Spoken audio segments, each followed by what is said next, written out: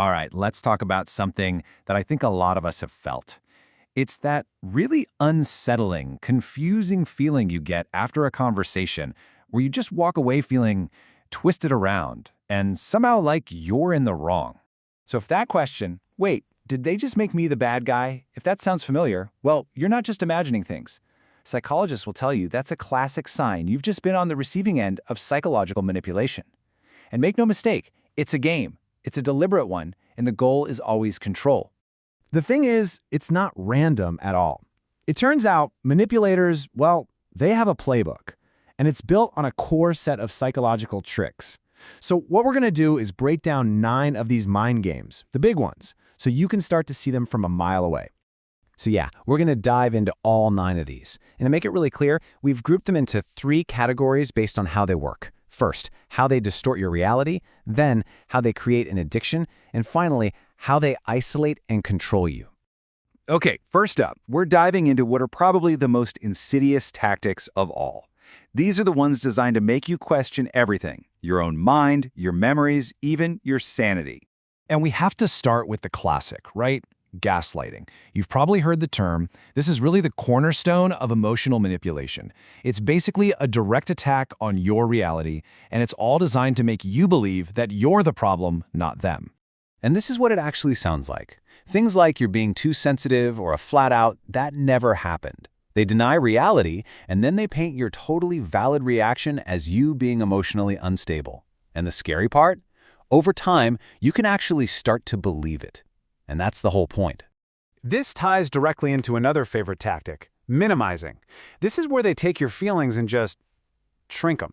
They'll say you're overreacting or that something that deeply hurt you is not a big deal. When they dismiss your emotions like that, it makes you doubt your own judgment. It's a way to silence you. Then there's projection, which is like a psychological magic trick, a total smokescreen. A manipulator literally accuses you of the exact things they're doing. So the one who is actually being controlling will call you controlling. The person who's lying will accuse you of being untrustworthy. It's a wild way to deflect and keep you on the defensive. Okay, so once they've messed with your sense of reality, the manipulation kicks into another gear. The next set of tactics we're looking at, they're not just about confusion. Oh no, they're about creating a deep psychological dependency. An addiction, really. One that feels almost impossible to break. And it usually starts with something that feels amazing, almost magical. It's called love bombing. They just overwhelm you with attention, with compliments, with promises for the future. It feels incredible, but there's a goal here, to get you hooked on that feeling, on their validation, to create a really intense emotional high. But here's the catch. That high doesn't last. That was just the setup. Because once you're hooked, they switch to something called intermittent reinforcement. And what that means is an unpredictable cycle of good and bad. One day they're the amazing person you fell for, the next they're cold, cruel, distant. That push-pull, that unpredictability, it's like a slot machine for your brain.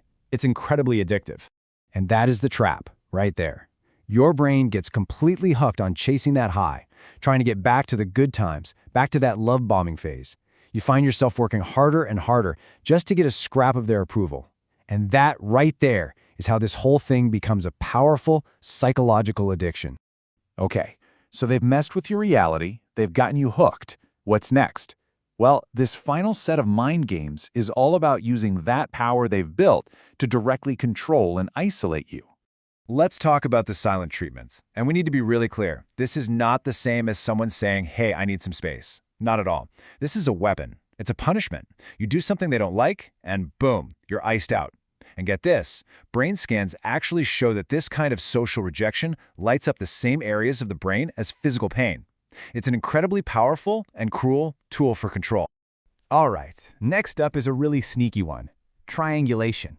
This is where they bring a third person into the mix. It could be an ex, a coworker, even a family member. They'll constantly compare you or talk about how great this other person is, all to make you feel jealous and insecure. It puts you in a position where you're competing for their attention. And guess who holds all the cards then? They do. Then we have what's called future faking. This one is so powerful. They paint this perfect, beautiful picture of your future together. We're talking dreamed vacations, marriage, starting a business, the whole shebang. But those promises, they're just bait. They're a carrot on a stick to keep you invested, to keep you compliant right now while they get exactly what they want in the present. And last but not least in this category, playing the victim.